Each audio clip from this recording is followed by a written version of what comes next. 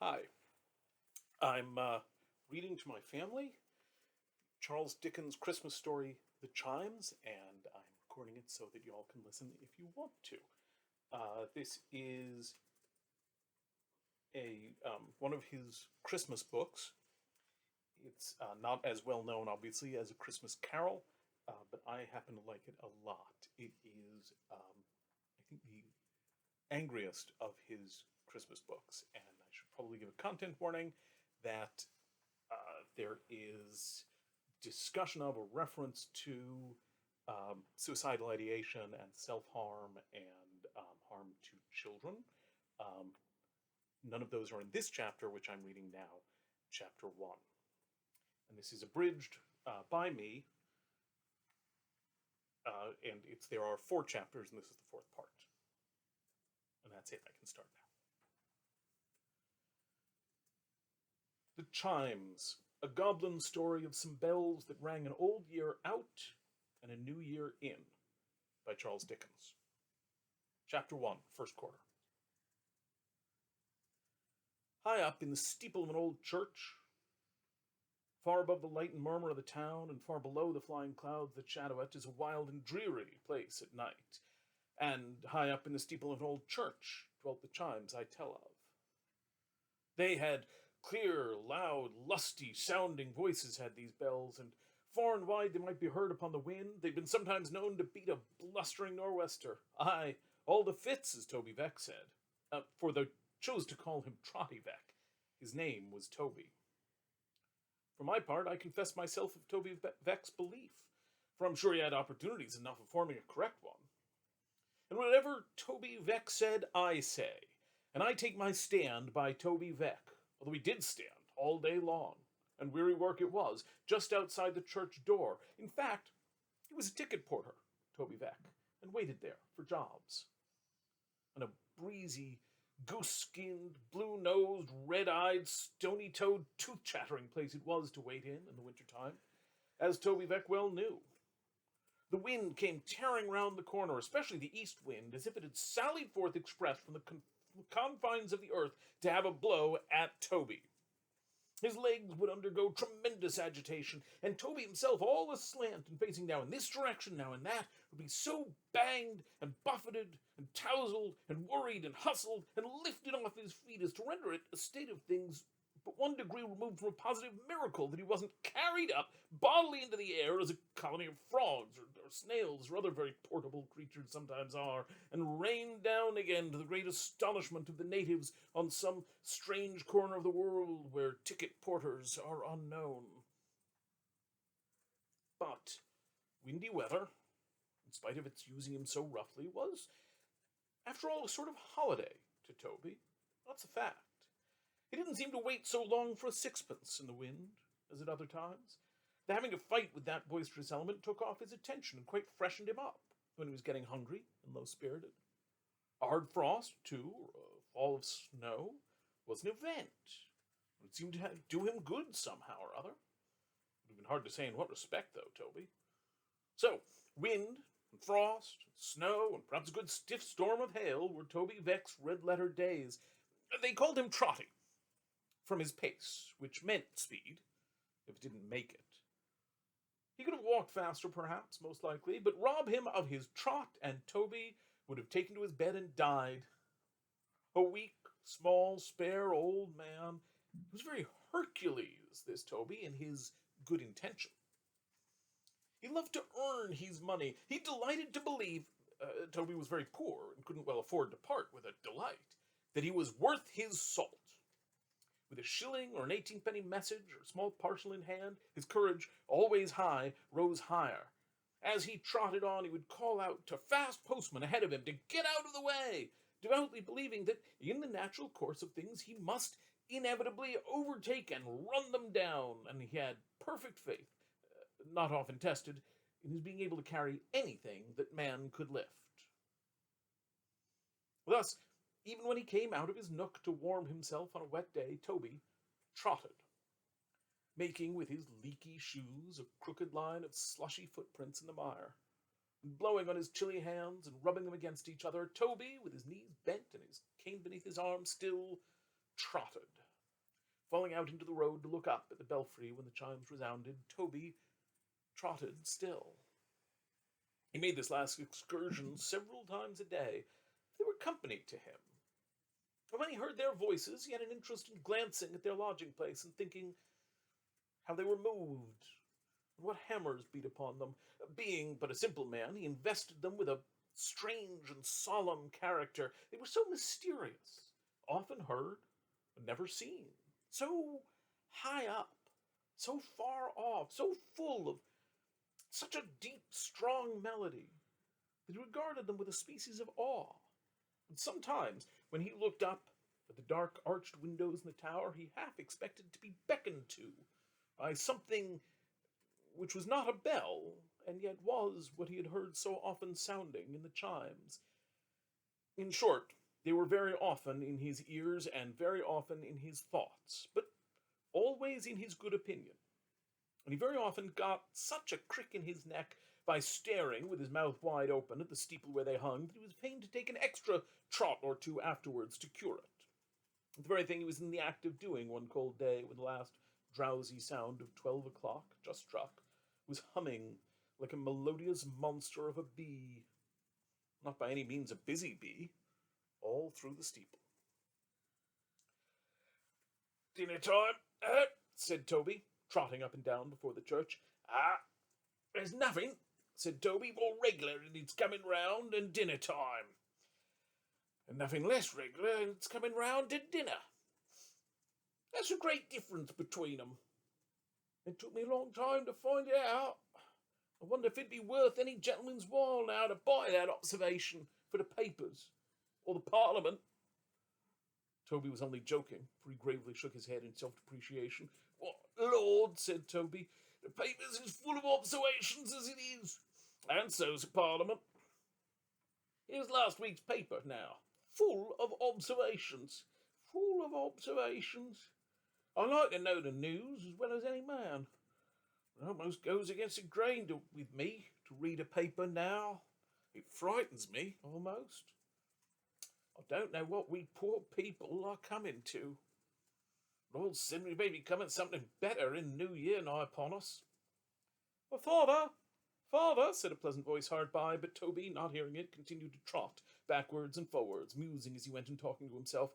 "It seems as if we can't go right, or do right, or be righted," said Toby. "I hadn't much schooling myself when I was young, and I can't make out whether we have any business on the face of the earth or not. Sometimes I think we must have a little, and sometimes I think we must be intruding. I get so puzzled sometimes. I'm not even to make up my mind whether there's any good at all in us, whether we're born bad. Seem to be dreadful things.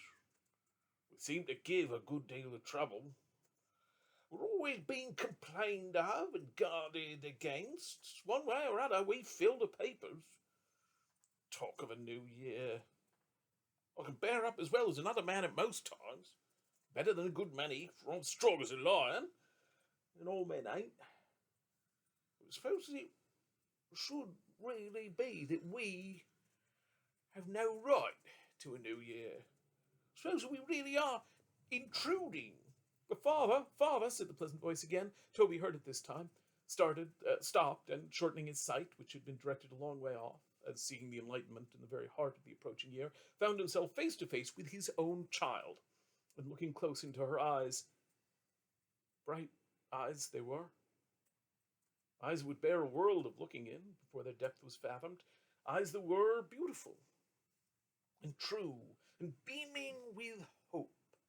With hope, so young and fresh, with hope buoyant, vigorous, and bright, despite the 20 years of work and poverty on which they'd looked. "Well, Pet," said Trotty, "what's to do? Didn't expect you today, Meg."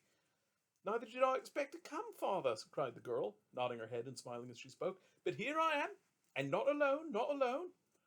"Why, I don't mean to say," observed Trotty, looking curiously at a covered basket which she carried in her hand, "that you—" "Smell it, father, dear," said Meg. "Only smell it." Trotty was going to lift up the cover at once in a great hurry when she gaily interposed her hand. No, no, no, said Meg, with the glee of a child. Lengthen it out a little. Just let me lift up the corner, just the little tiny corner, there. Now, what's that? Toby took the shortest possible sniff at the edge of the basket and cried out in a rapture. Why, it's hot! It's burning hot! Cried Meg. It's scalding hot! Ha ha! Roared Toby with a sort of kick. It's scalding hot! But what is it, Father? Said Meg. Come, you haven't guessed what it is. You must guess what it is. I can't think of taking it out till you guess what it is. Don't be in such a hurry. Wait a minute. Little bit more of the cover. Now, guess. Meg was in a perfect fright lest he should guess right too soon, shrinking away as she held the basket towards him, curling up her pretty shoulders, stopping her ear with her hand as if by doing so she could keep the right word out of Toby's lips, and laughing softly the whole time. Meanwhile, Toby, putting a hand on each knee, bent down his nose to the basket and took a long inspiration at the lid, the grin upon his withered face expanding in the process as if he were inhaling laughing gas. Oh, it's very nice, said Toby. It ain't... I suppose it ain't polonies? No, no, no, cried Meg, delighted. Nothing like polonies. No, said Toby after another sniff. It's it's mellower than polonies. It's very nice. It improves every moment. It's too decided for trotters, isn't it? Meg was in ecstasy. He could not have gone wider of the mark than trotters, except polonies. Liver? Said Toby, communing with himself. Nah, there's a mildness about it that don't answer the liver. Petty-toes? Nah, it ain't faint enough for petty-toes. It wants the stringiness of cock's heads. Oh, and I know it ain't sausages. I'll tell you what it is. It's chitlins. No, it ain't, cried Meg in a burst of light. No, it ain't.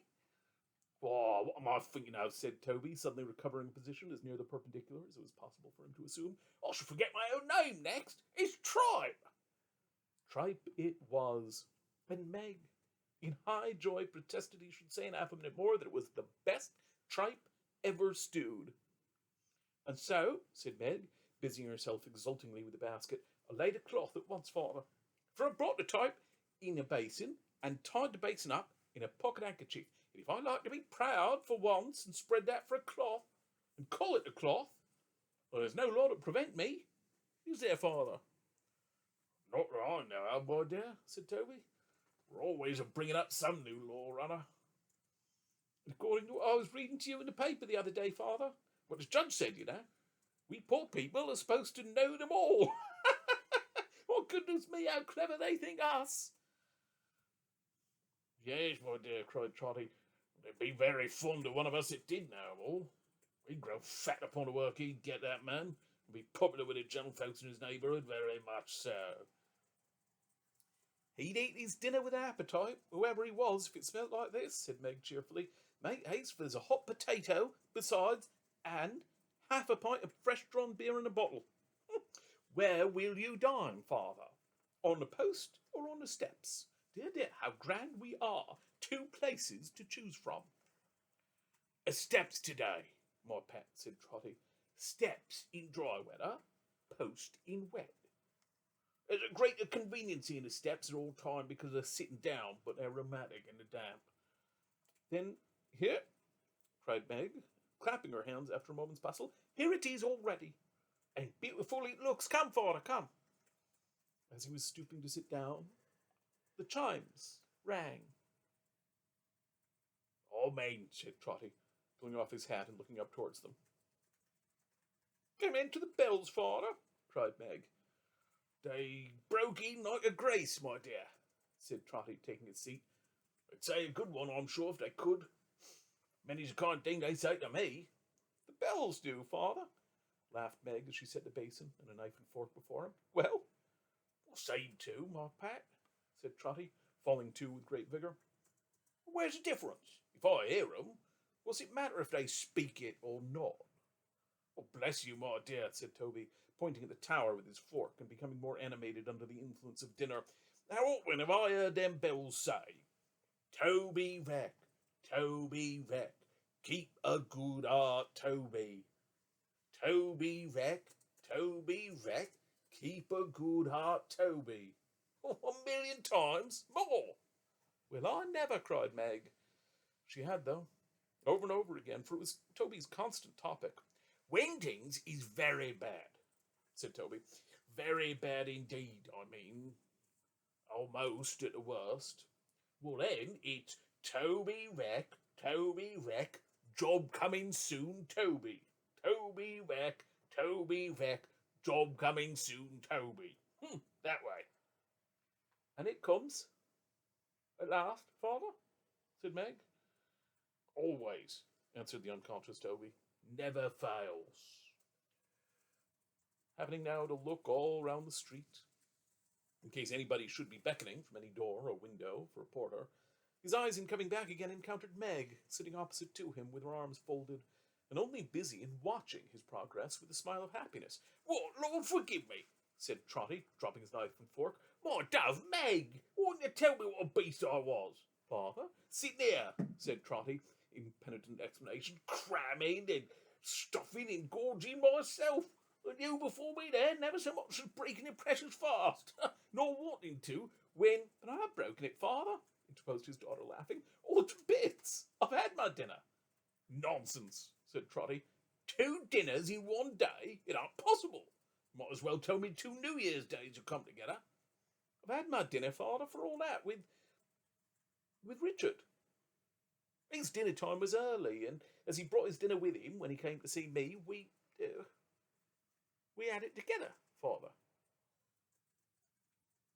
Trotty took a little beer and smacked his lips. Then he said, Oh, because she waited. And Richard says, father, Meg resumed, then stopped. What was Richard say, Meg? Asked Toby. Richard says, father... Another stoppage. Richard's a long time saying it, said Toby. He says then, father, Meg continued, lifting up her eyes at last and speaking in a tremble, but quite plainly, another year's nearly gone. And where's the use of waiting on from year to year when it's so unlikely we shall ever be better off than we are now? He says we're poor now, father. We shall be poor then. We're young now. Years will make us old before we know it. He says that if we wait, people in our condition, until we see our way quite clearly, the way will be a narrow one indeed.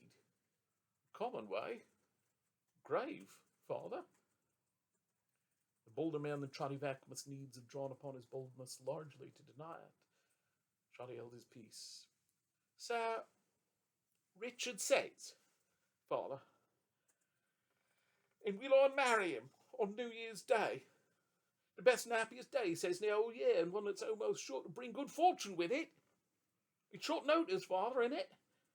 But I haven't my fortune to be settled, or my wedding dresses to be made, like the great ladies, father, have I? I said I'd come and talk to you, father. And as they paid the money for that work of mine this morning, unexpectedly, I'm sure, and as you've fared very poorly for a whole week. And as I couldn't help wishing there should be something to make this day a sort of holiday to you, as well as a dear and happy day to me, father, I made a little treat and I brought it to surprise you. And see how it leaves it cooling on the step, said another voice. It was the voice of this same Richard, looking down upon them with a face as glowing as the iron on which his stout sledgehammer daily rung. A handsome, well-made, powerful youngster he was, with eyes that sparkled like the red-hot droppings from a furnace fire. See how he leaves it cooling on the step, said Richard. Meg don't know what he likes, does she? Trotty, all action and enthusiasm, immediately reached up his hand to Richard, and was going to address him in great hurry when the house door opened without any warning, and a footman very nearly put his foot into the tripe. Hello there, porter, said a gentleman, beckoning with his head to Trotty-Veck. Come here. What's that? Your dinner? Yes, sir, said Trotty. Bring it here. Bring it here, exclaimed the gentleman. So, this is your dinner, is it? Yes, sir, repeated Trotty, looking with a fixed eye and a watery mouth at the piece of tripe he had reserved for a last delicious titbit, which the gentleman was now turning over and over on the end of the fork. Another gentleman had come out with him, a low-spirited gentleman of middle age, of a meagre habit and a disconsolate face, who kept his hands continually in the pockets of his scanty pepper and salt trousers, and was not particularly well brushed or washed. Mr. Filer, being exceedingly short-sighted, was obliged to go so close to the remnant of Toby's dinner before he could make out what it was, that Toby's heart leaped up into his mouth, but Mr. Filer didn't eat it. "This is a description of animal food, Alderman," said Filer, "commonly known to the labouring population of this country by the name of tripe." The alderman laughed and winked, for he was a merry fellow, Alderman Cute, and a sly fellow, too, a knowing fellow, up to everything, not to be imposed upon, deep in the people's hearts. "But who eats tripe?" said Mr. Filer, looking round. "Tripe is without an exception the least economical and the most wasteful article of consumption that the markets of this country can by possibility produce. The loss upon a pound of tripe has been found to be in the boiling 7/8 of a fifth more than the loss upon a pound of any other animal substance whatever. Tripe is more expensive, properly understood, than the hothouse pineapple. Taking into account the number of animals slaughtered yearly within the bills of mortality alone, and forming a low estimate of the quantity of tripe which the carcasses of these animals, reasonably well butchered, would yield, I find that the waste on that amount of tripe, if boiled, would victual a garrison of 500 men for 5 months of 31 days each, and a February over. The waste! The waste!" Trotty stood aghast, and his legs shook under him. He seemed to have starved a garrison of 500 men with his own hand. "Who eats tripe?" said Mr. Filer warmly. "Who eats tripe?" Trotty made a miserable bow. "You do you?"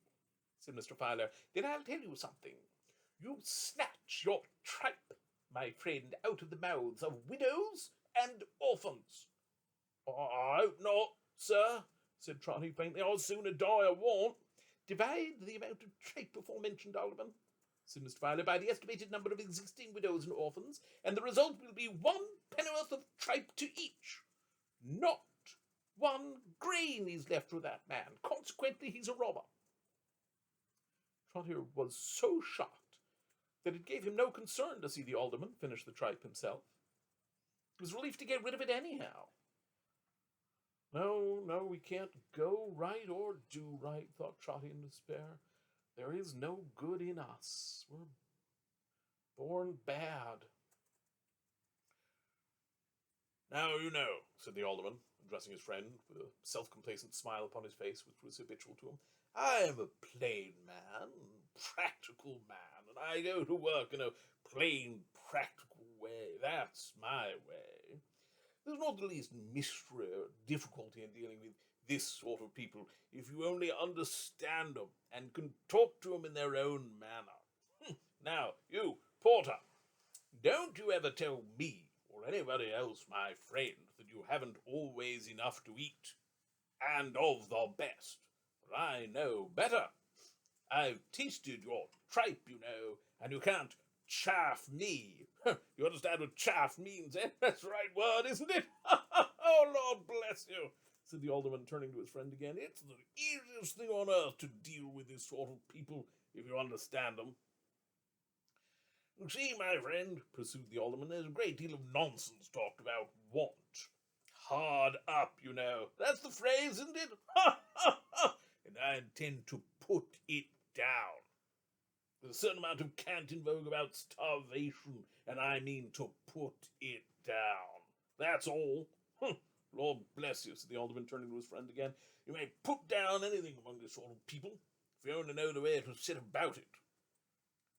Trotty took Meg's hand and drew it through his arm. He didn't seem to know what he was doing, though. "Your daughter, eh?" said the alderman, chucking her familiarly under the chin. "Where's her mother?" "Dead," said Toby. "And you," said Cute to the young smith, "you're making love to her, are you?" "Yes," returned Richard quickly, for he was nettled by the question. Well, we're going to be married on New Year's Day. What do you mean? Cried Filer sharply. Married? Well, yes, was thinking of it, mister, said Richard. We're rather in a hurry, you see, in case it should be put down first. Ah, cried Filer with a groan. Put that down indeed, Alderman, and you'll do something. Married! Married! The ignorance of the first principles of political economy on the part of these people, their improvidence, their wickedness is by heaven enough to... Now look at that couple, will you? Well, they were worth looking at. A man may live to be as old as Methuselah, said Mr. Filer, and may labour all his life for the benefit of such people as those, and may heap up facts on figures, facts on figures, facts on figures, mountains high and dry, and he can have no more hope to persuade them they have no right or business to be married than he can hope to persuade them they have no earthly right or business to be born. And that we know they haven't. We reduced it to a mathematical certainty long ago. Alderman Cute was mightily diverted and called Meg to him. Come here, my girl, said Alderman Cute. The young blood of her lover had been mounting wrathfully within the last few minutes, and he was indisposed to let her come. But setting a constraint upon himself, he came forward with a stride as Meg approached and stood beside her. Trotty kept her hand within his arm still, but looked from face to face as wildly as a sleeper in a dream. Now, I'm going to give you a word or two of good advice, my girl, said the Alderman in his nice, easy way. It's my place to give advice, you know, because I'm a justice. You know I'm a justice, don't you? Meg timidly said yes. All going to be married, you say, pursued the Alderman. Very unbecoming and indelicate in one of your sex. But never mind that. After you're married, you'll quarrel with your husband and come to be a distressed wife. You may think not, but you will, because I tell you so. Now, I give you fair warning that I've made up my mind to put distressed wives down. So don't be brought before me. You'll have children, boys. Those boys will grow up bad, of course, and run wild in the streets without shoes and stockings. Mind, my young friend, I'll convict them summarily, every one, for I'm determined to put boys without shoes and stockings down. Perhaps your husband will die young, most likely, and leave you with a baby.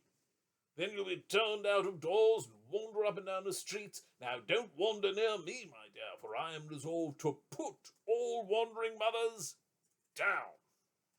All young mothers of all sorts and kinds, it's my determination to put down. Don't think to plead illness as an excuse with me, or babies as an excuse with me. For all sick persons and young children, I'm determined to put down. And if you attempt desperately and ungratefully and impiously and fraudulently attempt to drown yourself or hang yourself, I'll have no pity for you, for I've made up my mind to put all suicide down. There's one thing, said the Alderman, with his self-satisfied smile, on which I can be said to have made up my mind more than on another. It's to put suicide down. So don't try it on.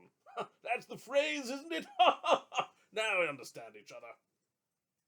Toby knew not whether to be agonized or glad to see that Meg had turned a deadly white and dropped her lover's hand. And as for you, you dull dog, said the Alderman, turning with increased cheerfulness and urbanity to the young youth, what are you thinking of being married for? What do you want to be married for, you silly fellow? If I was a fine young strapping chap like you, I'd be ashamed of being milksop enough to pin myself to a woman's apron strings. I shall be an old woman before a middle-aged man, and a pretty figure you'll cut then, with a draggle-tailed wife and a crowd of squalling children crying after you wherever you go. Here, go along with you, said the Alderman, and repent. Don't make such a fool of yourself as to get married on New Year's Day. I think very differently of it long before next New Year's Day. A trim young fellow like you with all the girls looking after you. There, go along with you. They went along. Not arm in arm, or hand in hand, or interchanging bright glances, but she in tears, he gloomy and down-looking. Were these the hearts that had so lately made old Toby's leap up from its faintness? No. No, the alderman, a blessing on his head, had put them down. As you happen to be here, said the alderman to Toby, carry a letter for me. Can you be quick? Very old man. Toby, who had been looking after Meg quite stupidly, made shift to murmur that he was very quick and very strong. How old are you? Inquired the alderman. I'm over 60, sir, said Toby. Oh, this man's a good deal past the average age, you know, cried Mr. Filer, breaking as his patience would bear some trying, but this really was carrying matters a little too far. I feel I'm intruding, sir, said Toby. I misdoubted it this morning. Oh, dear me. The alderman cut him short by giving him the letter from his pocket, and the alderman gave an arm to his friend and walked off in high feather. But he immediately came hurrying back, alone, as if he'd forgotten something. Porter, said the alderman. Sir, said Toby. Take care of that daughter of yours. She's much too handsome. Chances are that she'll come to no good. I clearly see. Observe what I say. Take care of her. With which he hurried off again. Wrong every way. Wrong every way. Born bad. No business here. The chimes came clashing in upon him as he said the words, full, loud, and sounding, but with no encouragement. No, not a drop. The tune's changed, cried the old man as he listened. There's not a word of all that fancy in it. Oh, why should there be? I've no business with the new year, nor with the old one either. Let me die. Still the bells pealing forth their changes made the very air spin. Put 'em down, facts and figures, put 'em down. If they said anything, they said this, until the brain of Toby reeled. He pressed his bewildered head between his hands as if to keep it from splitting asunder, a well-timed action, as it happened, for finding a letter in one of them, and being by that means reminded of his charge, he fell mechanically into his usual trot, and trotted off. That is the end of chapter 1. Chapter 2, soon.